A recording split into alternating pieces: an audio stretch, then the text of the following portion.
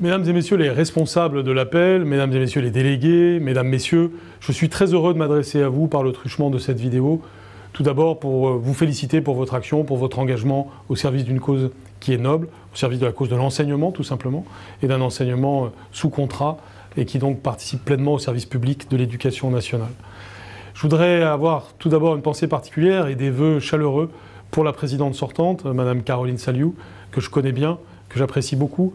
Et chacun sait le travail exceptionnel qu'elle a mené au cours des 6 dernières années et qui ont permis à l'appel de bien travailler, de bien jouer son rôle au service des élèves, au service des institutions concernées. Bravo Madame la Présidente pour ce que vous avez fait, bravo à votre équipe et félicitations à l'équipe qui rentre. Au moment où vous recevrez ces paroles, je ne sais pas si elle aura été déjà élue ou pas, mais en tout cas il y a une nouvelle équipe et elle mérite tout notre soutien et toutes nos félicitations. Ce que vous traitez au cours de ce congrès est important. L'année dernière, j'étais avec vous, je venais d'être installé dans ma mission de ministre de l'Éducation nationale et je suis venu vous dire à quel point j'accordais de l'importance à votre participation à ce service public de l'éducation nationale. J'y attache de l'importance parce que je sais que vous voulez toujours être à la pointe des transformations nécessaires. Vous vous êtes interrogé, vous vous interrogez au cours de ce congrès sur la question de la transmission.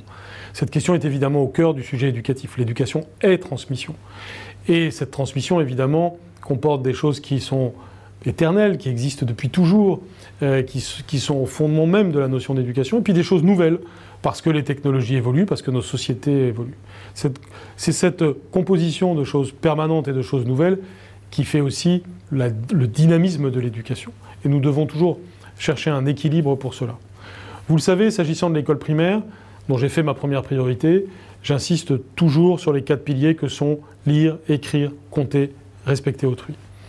C'est pour cela que j'ai pris un certain nombre d'initiatives depuis que je suis arrivé, à commencer par l'installation d'un conseil scientifique de l'éducation nationale qui a pour vocation de regarder ce que nous disent les disciplines les plus diverses pour l'apprentissage réussi, notamment à l'école primaire, des savoirs fondamentaux.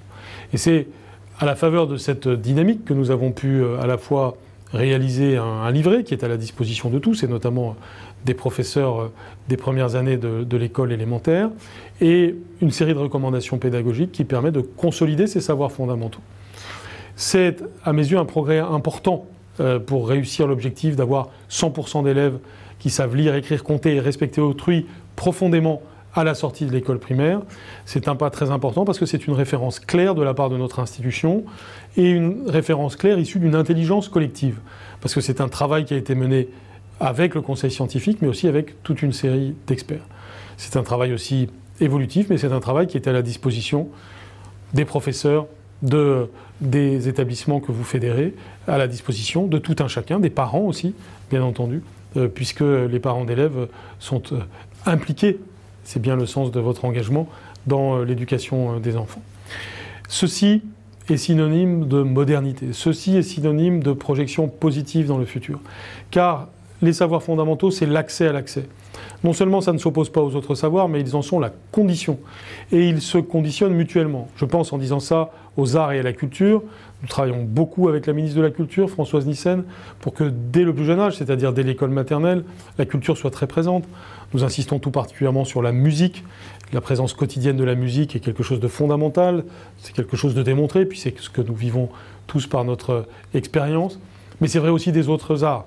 Nous allons insister sur la lecture, sur le théâtre, tout particulièrement sur ce qui permet à chaque élève d'avoir confiance en soi et aussi de pouvoir se dépasser, de pouvoir s'exprimer, développer ces talents qui sont des talents d'interaction avec les autres, c'est aussi quelque chose d'essentiel. En tant que parent, vous y êtes nécessairement sensible, parce qu'on est là au cœur des enjeux de la coéducation qui se réalise entre les parents et l'école. Nous devons toujours faire converger les désirs et les valeurs des parents et les désirs et les valeurs de l'école, au service de l'intérêt général, au service des élèves. Et ceci pour arriver à ce qu'ils aient les compétences nécessaires, les connaissances nécessaires, mais aussi les attitudes nécessaires, ce savoir-être dont nous avons besoin dans la République française. Eh bien, tous ces éléments au service de l'école primaire auront évidemment un impact sur la réussite du parcours de l'élève dans l'enseignement secondaire.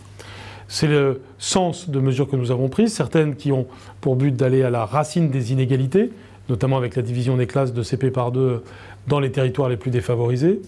Mais aussi, c'est le sens de mesures prises au collège, c'est le sens de la mesure devoir fait qui permet d'apporter une aide aux élèves pour que les devoirs soient réalisés dans l'établissement plutôt qu'à la maison, chaque fois que c'est nécessaire, chaque fois que la famille le demande.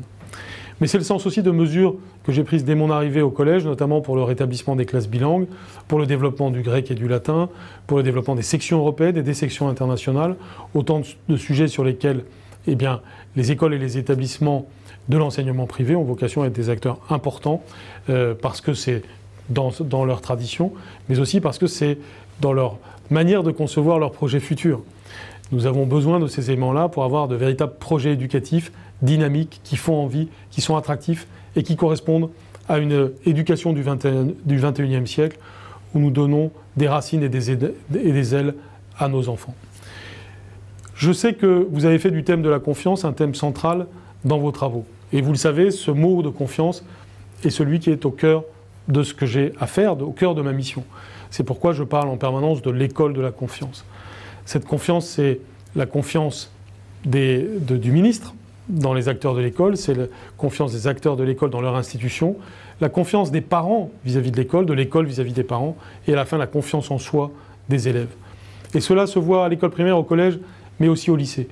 Nous voulons un lycéen qui prenne de plus en plus son essor, qui puisse faire des choix, qui puisse être considéré comme un pré-adulte. Et c'est le sens complet de la réforme du baccalauréat et du lycée. Je ne vais pas la détailler maintenant, vous en connaissez les grandes lignes et même les détails, mais ce qui est important de dire, c'est que ce qui nous a motivés dans cette réforme, c'est de faire du baccalauréat un examen qui fasse sens, un examen qui, lorsqu'on le prépare, prépare aux réussites qui suivront le baccalauréat. C'est aussi le sens du renforcement du contrôle continu pour cela, mais c'est aussi le sens de la disparition des séries à partir de la rentrée 2019 en première et de la rentrée 2020 en terminale, et ce qui mettra le lycéen en situation de faire des choix réels, des choix authentiques de disciplines de spécialité correspondant à ses goûts et à ses aptitudes. Mais c'est aussi le sens de la réforme de l'enseignement professionnel. Et l'enseignement privé joue un rôle très important pour l'enseignement professionnel. Là aussi, sans rentrer dans les détails de la réforme, ce qui est visé, c'est l'attractivité. C'est aussi l'égale dignité des différentes formes d'intelligence et de compétences que nous développons dans notre scolarité. Et réussir à remettre l'enseignement professionnel à la pointe des enjeux du XXIe siècle, tenant compte en particulier des révolutions numériques et de la transition écologique, c'est essentiel. Là aussi, je vous renvoie à ce que j'ai pu dire et écrire ces derniers temps sur ces questions, mais il est très important que cette école de la confiance soit au cœur de nos projets éducatifs partagés. Chaque école, chaque collège, chaque lycée doit avoir son projet éducatif qui mobilise les équipes, qui associe les parents. Et c'est vrai de l'enseignement public comme de l'enseignement privé, et tout particulièrement l'enseignement privé sous contrat. Je suis donc très heureux de voir que vous êtes mobilisés pour ces valeurs qui en réalité nous renvoient aux valeurs de la République, qui nous renvoient aussi aux valeurs éducatives fondamentales partagées par les familles que vous unissez dans votre organisation. Je veux de nouveau vous féliciter pour votre engagement et vous adresser un salut très chaleureux.